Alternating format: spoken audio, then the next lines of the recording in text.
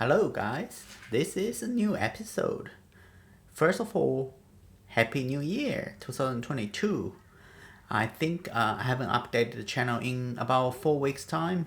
You know, Christmas and New Year busy period, and with my thumb injury, finally now I'm off the dressing, so still not very pleasant to look at, but at least my thumb is functioning. So I thought today is a good chance to give you guys an update of the channel. And yeah, what I've done, I've got a quick release plate installed underneath the camera. I told you guys before, I put the camera straight on a closet shelf. So now I'm putting the iFootage, I'll grab for you, iFootage. This is the A300 base. I put the A200 base on the closet shelf, and then I put a quick release plate from Small Rig, and then put the camera with the quick release plate come with it. And now we can move the camera. I can turn the base plate, like rotating the base plate to change the camera angle. Yeah, and then yeah, that's 3/8, and then the top is APSC Swiss compatible quick release, so I can flip over switch, take the camera up, or just leave the way it is and then facing towards me. Secondly, I've changed the lighting. I don't know if you guys can notice.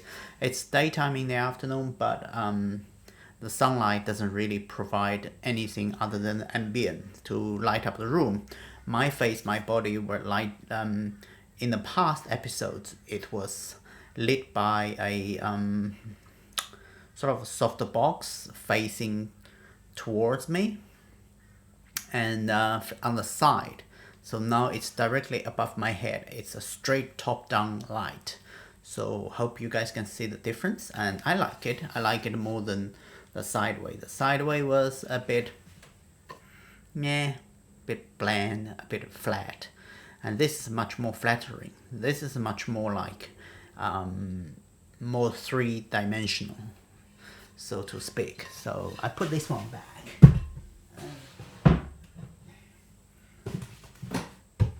Thirdly, this is the iFootage legs. So I want to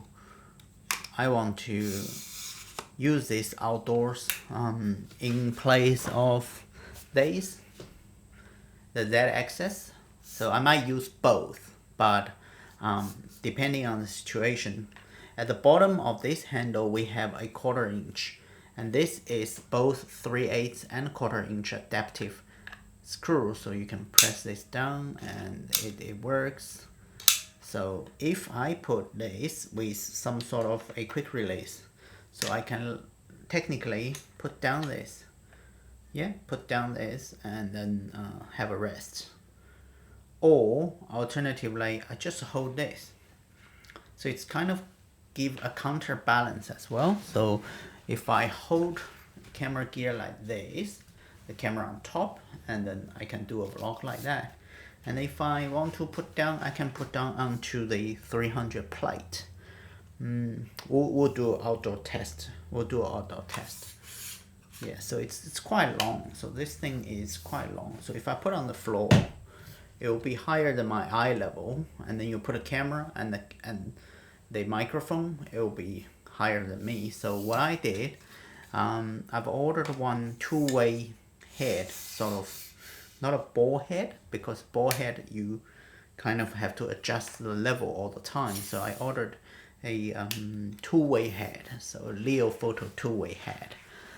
The smallest one. I think I'm not using a long lens because for vlogging purpose, the 16mm is nothing, so I don't need a long lens. So I just ordered the smallest one, two-way head on top of this, and maybe just hold like that, adjust the camera up and down to face towards me, and then obviously there's no stabilization other than the digital step.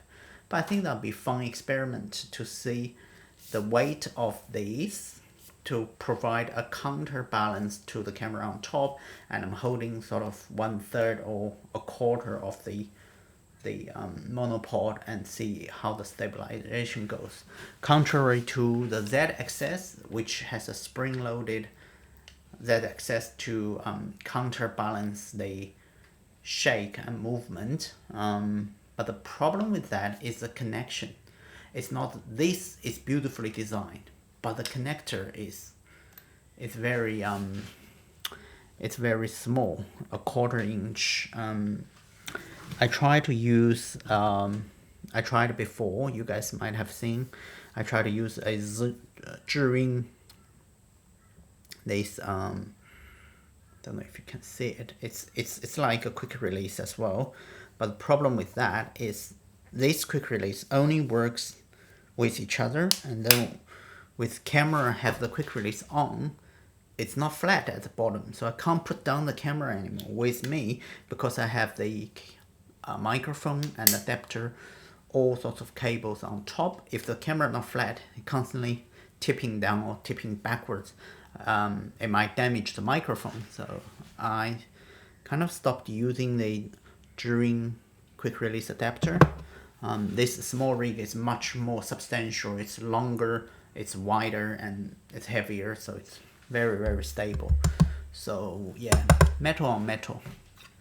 So next step, outdoor, I'm gonna be using this when the two-way head arrives. So I'll put two-way head on top of the monopod, and then holding the camera like that with all the microphone on top, and they'll be 30 to 40 centimeters towards me, away from my mouth, and we'll see how the audio and the video sound.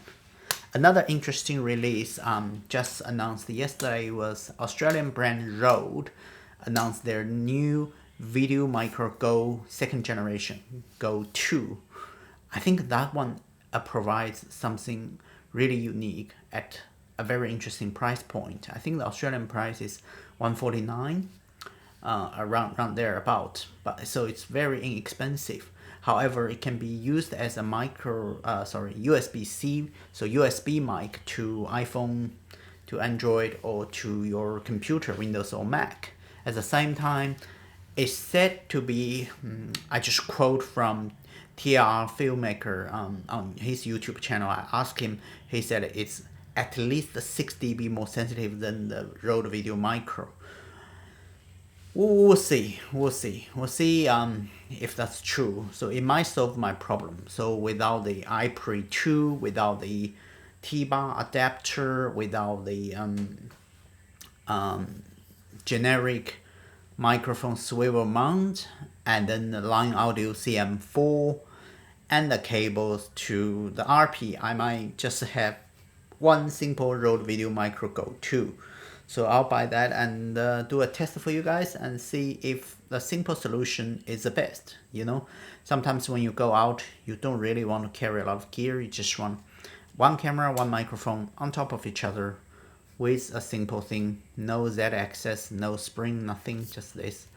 Yeah, it might be a ultimate solution for my situation. So that's a quick update. What other release caught my attention? Obviously, Canon has officially announced they're gonna announce a new EOS Cinema line product on the 19th of January. So it will definitely be the R5c. Well, on DP Review forum, there are people saying, you know, you can do unlimited 8K recording with Ninja 5 Plus at the moment with R5. But in my opinion, you know, that's a cumbersome solution. You have to have battery power, heat management, weight, everything. So if the R5c can do unlimited recording for all the formats and resolution the R5 supports, up to 8K RAW, 8K H.265, I don't think they're gonna put 8K H.264 in there, but H.265 at least, the IPB or OI, unlimited, no overheating, no artificial 30 minutes limit. And if the R5c can do all that in a camera body, not too much bigger than R5, and I think it's gonna be awesome. It's totally worth the price of the Ninja 5 5V Plus, Ninja V Plus. So the Ninja V Plus is $999 US. So at $1,000, cheaper than C70. I think the R5c will sell very well, very well. Unlimited recording. It just take the stress out of a creator's mind. It's all about no stress. It's all about, I don't have to worry about the recording limit. I don't have to worry about overheating. I can do whatever I want at the press of a button.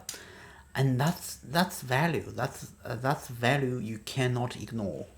So I think under $5K US, if the R5c can do all of that with a active cooling fan and whatever beefed up internal the Canon need to do, heat sink or new processor in maybe the same processor but manufactured in a new processing manufacturing plant, or I don't know. The technology advancement need to be reflected in the final product. So the product is robust, reliable. I think R5 is in still photography, right? Everyone use it for still, saying it's anything but what the media got you to believe. It's very reliable, it's very quick, very good, no hassle at all.